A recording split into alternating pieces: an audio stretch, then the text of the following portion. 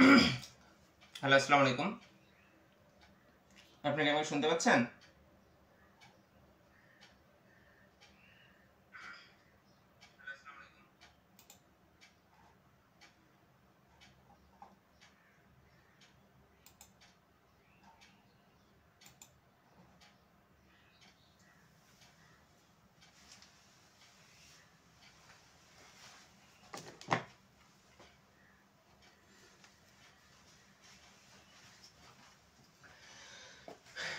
আসসালামু আলাইকুম।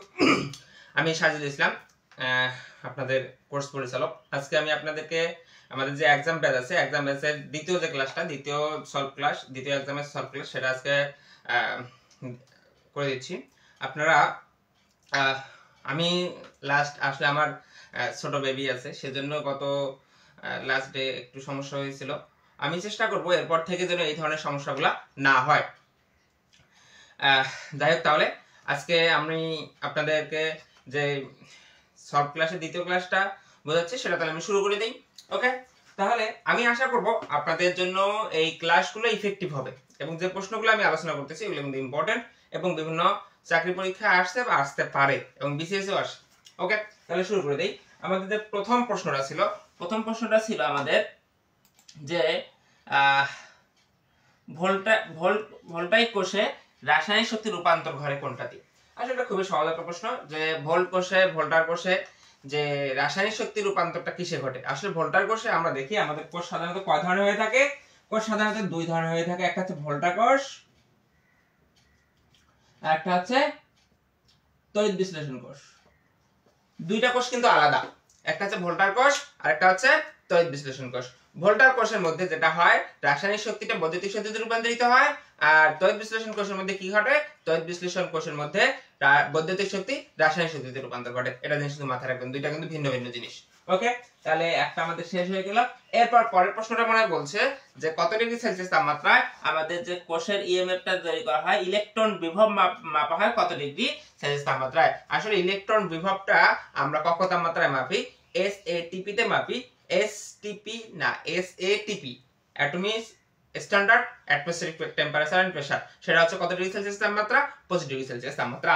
এরপর আরেকটা প্রশ্ন আমরা দেখব, সেটা হচ্ছে প্রমাণ হাইড্রোজেন ইলেকট্রন বিভবের মান কত? প্রমাণ হাইড্রোজেন ইলেকট্রন বিভবের মান হচ্ছে কত? 0 ডিগ্রি, সরি 0, সেটাকে 0 ধরা হয়, এটাকে 0 ধরে বাকিগুলোর হিসাব ক্যালকুলেশন করা হয়। এখন প্রমাণ হাইড্রোজেন ইলেকট্রন তড়িৎ বিভব কোনটাকে বলা হয় বলি আমরা?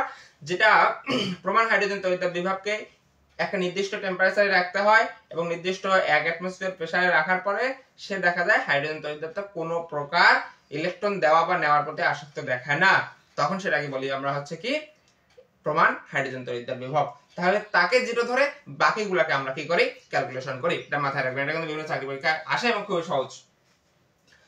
এরপরে আরেকটা দেখি মনে হয় সাইন নাম্বারটা কি বলছে, প্লাস মাইনাস। আচ্ছা যাই হোক, আমি শুধু এখানে অ্যানসারটা টুকে রাখছি, যদি অ্যানসারটা আছে বারবার ল্যাপটপে দেখা আমার জন্য কষ্টকর, সেজন্যই। এরপরে যেটা হচ্ছে আমি দেখতেছি সেটা হচ্ছে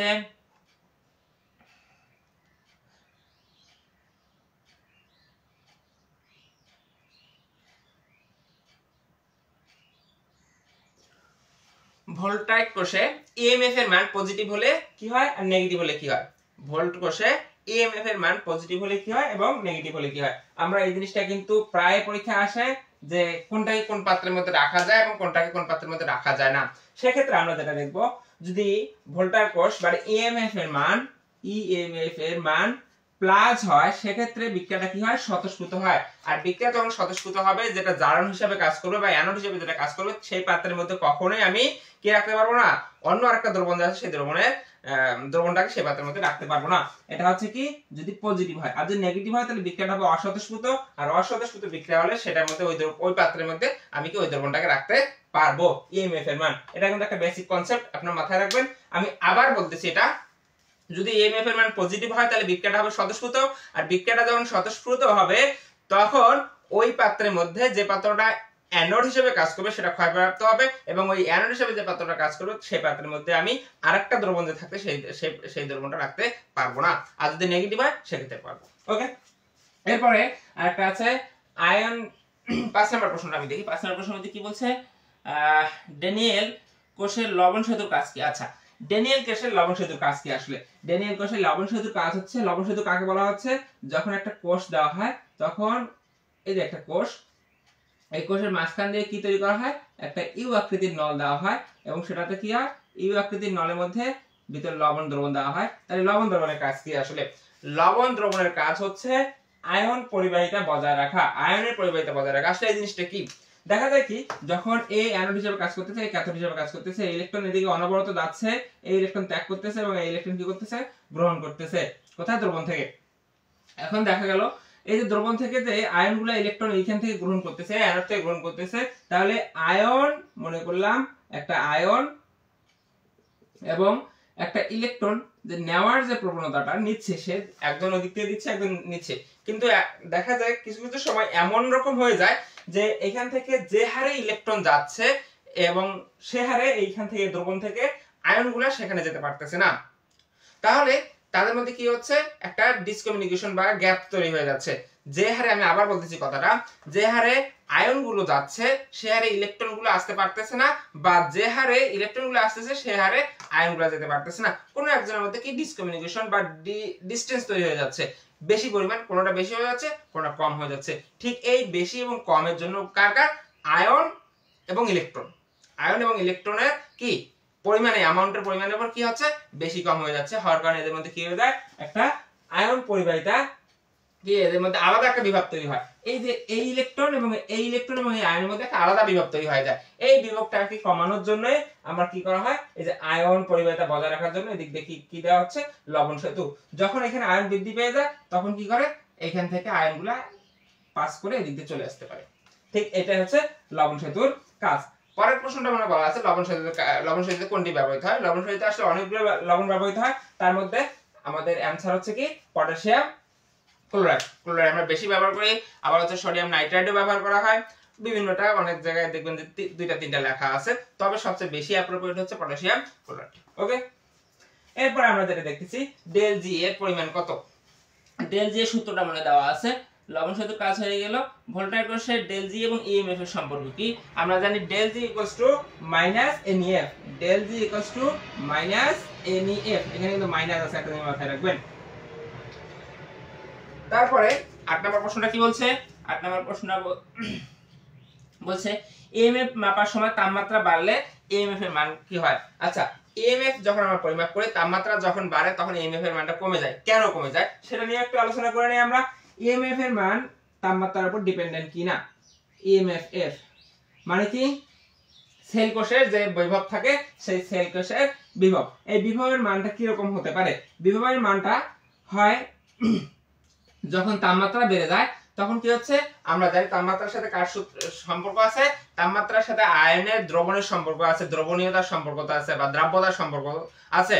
তাহলে তাপমাত্রা যখন বৃদ্ধি পাবে তখন ওই দ্রবণের বা ওই দ্রব্যের দ্রাব্যতা বৃদ্ধি পায়। যখন দ্রাব্যতা বৃদ্ধি পাবে তখন আমাদের যে ইলেকট্রন যে হারে এদিকে যাওয়ার কথা ছিল ঠিক সে হারে যাবে না। এটা কি হচ্ছে? আরেকটা ব্যস্তানুপাতিক সম্পর্ক কি করে? এই যে তড়িৎ পরিবাহিতার সাথে সম্পর্ক স্থাপন করে থাকে। ঠিক এই কারণেই আমরা কি বলি যে যদি কোনো ই সেলের তাপমাত্রা বৃদ্ধি পায় তখন কি হচ্ছে? তার যে ভিতরের অভ্যন্তরীণ যে তড়িৎ বিশ্লেষ্য পদার্থটা থাকে, সেই তড়িৎ বিশ্লেষ্য পদার্থটা কি হচ্ছে? তার বিশ্লেষণ ক্ষমতা বৃদ্ধি পাচ্ছে, আর বিশ্লেষণ ক্ষমতা বৃদ্ধি পাওয়ার কারণে তার পরিবাহিতা কি হচ্ছে? হ্রাস পাচ্ছে। একটা জিনিস মাথায়, বিশ্লেষণ হওয়া মানে কি? সে তো আগেই ইলেকট্রনে পরিণত হয়ে গেল। যখন সে আগে ইলেকট্রন অন্যখানে দিয়ে দিচ্ছে তখন কিন্তু সে বাইরে কি দিবে না, বাইরে যে ইলেকট্রনটা দেওয়ার কথা ছিল সেটা তখন দিবে না। এরপরে যে প্রশ্নটা আছে সেই প্রশ্নটা আমি একটু দেখে নেই। সেটা হচ্ছে নার্নস সমীকরণের সাধারণ রূপ কোনটি? আচ্ছা, নার্নস সমীকরণের সাধারণ রূপ আমি এখানে লিখে রাখছি। E = E naught cell, তারপর কি হচ্ছে? -0.0591 n log of q। আমি log of q টা একটু ব্যাখ্যা করে নেই। ক্যাথোড বা অ্যানোড, এবং এখানে আপনারা দেখবেন a আর b আমি লিখে রাখছি, উপরে a নিচে b। এটা হচ্ছে অ্যানোডের চার্জ, এটা হচ্ছে ক্যাথোডের চার্জ। অ্যানোডের চার্জ বলতে কি হচ্ছে? দেখা গেল দুইটা ইলেকট্রনের মধ্যে অ্যানোড হচ্ছে অ্যালুমিনিয়াম, ক্যাথোড হচ্ছে কি? জিঙ্ক। তাহলে অ্যানোডে অ্যালুমিনিয়ামের 3 হচ্ছে, জিঙ্কের হচ্ছে কি 2+। তাহলে এখানে অ্যানোডেরটা কি হবে? অ্যানোডটা উপরে যাবে 3 আর ক্যাথোডেরটা 2, তাহলে এই 2টা হবে নিচে। একটার মধ্যে 3 হবে, একটার মধ্যে 2 হবে। মানে কি অ্যানোডের উপরে যে চার্জটা আছে চার্জটা উপরে যাবে, এই যে a আর b, এটা দ্বারা এটাই বোঝায়। ওকে, বাকি যেগুলো আছে সেগুলো আমরা বুঝি সবাই, সহজ জিনিস। এরপরে যেটা 10 নাম্বার যেটা আছে সেটা একটু দেখে নেই। 10 নাম্বার নানোর সমীকরণে n দ্বারা কি বোঝায়? আসলে নানোর সমীকরণে n দ্বারা কি বোঝায়? স্থানান্তরিত ইলেকট্রনের সংখ্যা। আচ্ছা, এখানে আরেকটা জিনিস আছে, এটা যেহেতু পরের প্রশ্ন আছে সেটা এটা নিয়ে একটা আলোচনা করে নেই। এই n টা আসলে কি? n টা হচ্ছে স্থানান্তরিত ইলেকট্রন সংখ্যা। কয়টা ইলেকট্রন স্থানান্তরিত হবে সেটা ডিপেন্ড করতেছে কিসের উপর? আমাদের মধ্যে যেই ক্যাথোড এবং অ্যানোড যে দুটো নিচে সেই দুটোর উপর। এখন এখানে কথা হচ্ছে n এর মান তো সব সময়ের জন্য 2 হবে বা 3 হবে এমনটা না। তাহলে n এর মান কত কত হতে পারে? n এর মান 2 হতে পারে, 3 হতে পারে। এখন দেখা গেল আমি কি করতেছি, জিংক আর কপার মধ্যে ইলেকট্রন তড়িৎ বিশ্লেষণ করছি, এই ক্ষেত্রে n এর মান কত হবে? n এর মান 2 হবে। ঠিক আছে, খুব সহজ হিসাব। কিন্তু যখন আমার জিংক আর অ্যালুমিনিয়াম, জিংক এবং অ্যালুমিনিয়াম নিচ্ছি, অ্যালুমিনিয়াম 3+, এখানে হচ্ছে জিংক 2+, তাহলে এই দুইটার মধ্যে আমাদের n এর মান কত হবে? সেই ক্ষেত্রে n এর মান হবে কত? 3 গুণন 2, 3 দুগুণে 6, তখন n এর মান হবে কত? 6। এই হচ্ছে একটা হিসাব। ওকে, তাহলে এরপর আমি যেটা দেখব সেটা হচ্ছে তাপমাত্রা 25 ডিগ্রি হলে নানস্টের সমীকরণের ধ্রুবকের মান কত? আচ্ছা, এটা তো অলরেডি আগে থেকে এই মানটা বলছি, নানস্ট সমীকরণের ধ্রুবকের মান হচ্ছে এটা। আমি আসলে এই পুরো নানস্ট সমীকরণটারে একটু ডিটেইলস জন্য প্রশ্ন কয়েকটা দিছিলাম। এর পরেরটা আমি একটু দেখে নিই তাহলে। এর পরেরটা কি বলছে? নিচের কোনটি সমষ্টিগত সূত্রের বৈশিষ্ট্য? আচ্ছা আচ্ছা, দেখ তাহলে এটা একটু দেখে নিই। সমষ্টিগত সূত্রের বৈশিষ্ট্য কি আসলে? এটা হচ্ছে ফিজিক্যাল প্রপার্টি বা কোলিগেটিভ প্রপার্টি। সমষ্টিগত সূত্র, এটা বাংলা যদি আমি বলতে পারি কোলিগেটিভ প্রপার্টি। কোনো একটা দ্রবণের মধ্যে বা কোনো একটা দ্রবণের মধ্যে, আমি আবার বলতেছি, কোনো একটা দ্রবণের মধ্যে যদি অন্য কোনো একটা দ্রব্য আমরা যুক্ত করে দেই তাহলে তার 4টা ধর্মের পরিবর্তন ঘটে। এই 4টা ধর্মকে বলা হচ্ছে কি? কোলিগেটিভ প্রপার্টি বা সমষ্টিগত বৈশিষ্ট্য। সমষ্টি মানে কি? দ্রব্য এবং দ্রাবক, এই দুজনের সমষ্টিগত যে বৈশিষ্ট্যগুলো হয় সেটা। এর মধ্যে কি আছে? বাষ্পচাপ, অবনয়ন, তারপরে ইলেভেশন, ফ্রিজিং পয়েন্ট, লোয়ারিং। ঠিক আছে, এই সেটটা অবশ্যই আমি দিয়ে দিছি, আপনারা ইয়া করবেন, হয়তো নিচের কোনো না কোনো একটা এর মধ্যে দেওয়া আছে এই কোলিগেটিভ প্রপার্টিগুলো। কত নম্বর প্রশ্নের মধ্যে দেওয়া থাকার কথা? 31 নম্বর প্রশ্নের মধ্যে দেওয়া আছে। এরপরে আমরা যেটা দেখব যে স্ফুটনাঙ্ক বৃদ্ধির সূত্র কি? এটা মনে রাখতে হবে ভাইয়া, এটা মনে রাখার ছাড়া কোনো উপায় নাই। স্ফুটনাঙ্ক বৃদ্ধির সূত্র হচ্ছে TB = kBm, m হচ্ছে মোলারিটি, এই দুটো হচ্ছে দ্রবক, আর এটা হচ্ছে স্ফুটনাঙ্ক বৃদ্ধি হচ্ছে কতটুকু। এটা হচ্ছে দ্রবক, kf ফ্রিজিং পয়েন্ট, এটা বয়লিং পয়েন্ট। এটা হচ্ছে দ্রবক অফ বয়লিং পয়েন্ট, এটা হচ্ছে দ্রবক অফ কি ফ্রিজিং পয়েন্ট। আর এটা হচ্ছে তার মানটা, আর m হচ্ছে কি? তার আণবিক ভর। ওকে, এরপরে আরেকটা মনে দেওয়া আছে 15 নম্বর যে প্রশ্নটা, মোলারিটির একক কি? মোলারিটির একক মোলারিটি, কিন্তু মোলারিটি না। আমি এই জিনিসটা কেন দিছি? অনেক সময় আমরা তাড়াহুড়া করে দেখতে গিয়ে মোলারিটির জায়গায় মোলারিটি দেখে ফেলি বা মোলারিটি দেখে ফেলি, ওখানে কিন্তু দুইটা এককই দেওয়া আছে। ঠিক এই কারণে আমি বলতেছি মোলারিটির একক হচ্ছে কি? মোল পার কেজি। তারপরে একটা সূত্র দেওয়া আছে প্রশ্ন, সেটা হচ্ছে অসমোসিস নিয়ম কে দিয়েছেন? আসলে অসমোসিস নিয়ম দিয়েছেন ভ্যান হক। এটা তো বলার কিছু নেই বা ব্যাখ্যা করারও কিছু নেই। অসমোসিস চাপের একক কি? অসমোসিস চাপের একক কি? 17 নম্বর প্রশ্নটা, এটা মনে হয় আমি এখানে লিখিনি। আচ্ছা, আমি লিখে দিচ্ছি। অসমোসিস চাপের একক হচ্ছে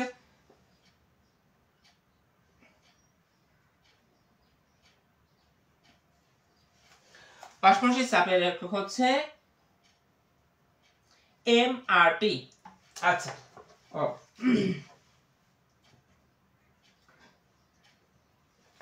তাহলে অসমোসিস চাপের যে এককটা আছে সেটা MRT কেন হলো? আমরা কিন্তু প্রথমেই পড়ছিলাম PV = কি? nRT। তাহলে আমরা PV এর জায়গায় n কি বসাচ্ছি? পাই। পাই দ্বারা অসমোসিস চাপ প্রকাশ করা হয়, n দ্বারা আণবিক ভর, আর হচ্ছে মোলার গ্যাস দ্রব্য, T হচ্ছে তাপমাত্রা। এটা হচ্ছে অসমোসিস চাপের একক। ওকে, সরি, সূত্র। এরপরে আমরা 18 নম্বরটা চলে আসি। 18 নম্বরটা একসাথে ভ্যান ডপের সমীকরণ নিয়ে একসাথে 3টা প্রশ্ন আমি দিয়েছিলাম, 18, 19, 20 যেন মনে থাকে, কারণ এটা ইম্পর্টেন্ট। ওকে, তাহলে ভ্যান ডপের সমীকরণে i এর মান যদি অনেক থেকে বড় হয় সেক্ষেত্রে বুঝতে হবে সেটার মধ্যে কি হবে? আয়নিক ভাঙ্গন ঘটবে। মানে কি? সেই তরলটা কি হচ্ছে?